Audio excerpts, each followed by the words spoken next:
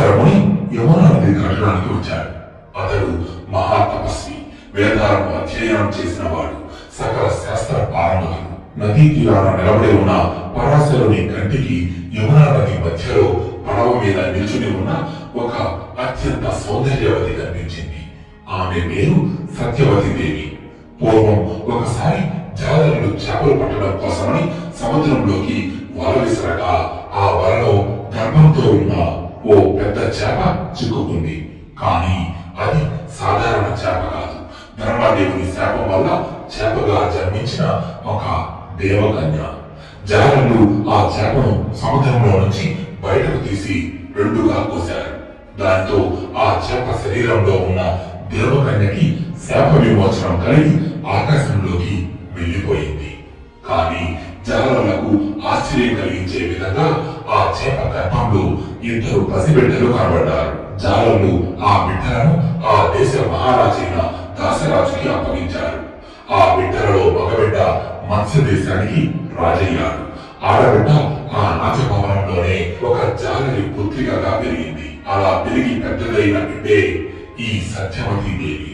పరాశరుడు సత్యదేవి యొక్క అందానికి ఆకర్షితుడై ఆమె దగ్గరకు వెళ్లి తనతో సంగమించమని కోరాడు.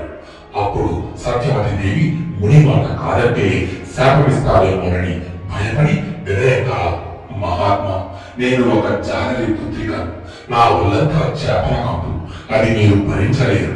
అలాగే నా కన్యత్వాన్ని పోగొట్టుకొని నా తండ్రికి నేను నా ముఖం ఎలా చూపించను అని అంది.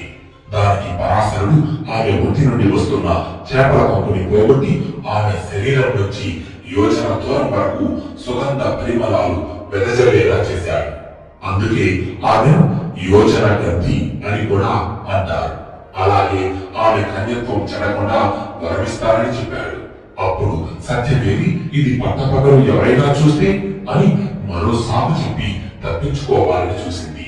దానికి పరాశరుడు అంటూ చిన్నగా నవ్వి తన మహిమతో మేఘాలతో సూర్యుడిని అంగరించి లోకాన్ని చీకటి చేశాడు. దానితో ఆమె చేసేదేమీ లేక ముని చెప్పిన దానికి అంగీకరించింది. వారిద్దరి కలయిక వలన సత్యవతి దేవికి వ్యాసుడు జన్మించాడు. ఆశ్చర్యం కలిగించే విధంగా వ్యాసుడు పుట్టగానే పెద్దవాడయ్యాడు. తన తల్లికి నమస్కరించి, మీకెప్పుడు నాతో అవసరం వచ్చినా నన్ను తలుచుకున్న వెంటనే నేను మీ ముందు ప్రత్యక్షమవుతాను అని చెప్పి తపస్సు చేసుకోవడం కోసం అడవులకు వెళ్ళిపోయాడు. తీవ్ర తపస్సు చేసి ఆత్మజ్ఞానాన్ని పొందాడు. ఒకటిగా ఉన్న వేదాలను విభజించి వేదవ్యాసుడయ్యాడు.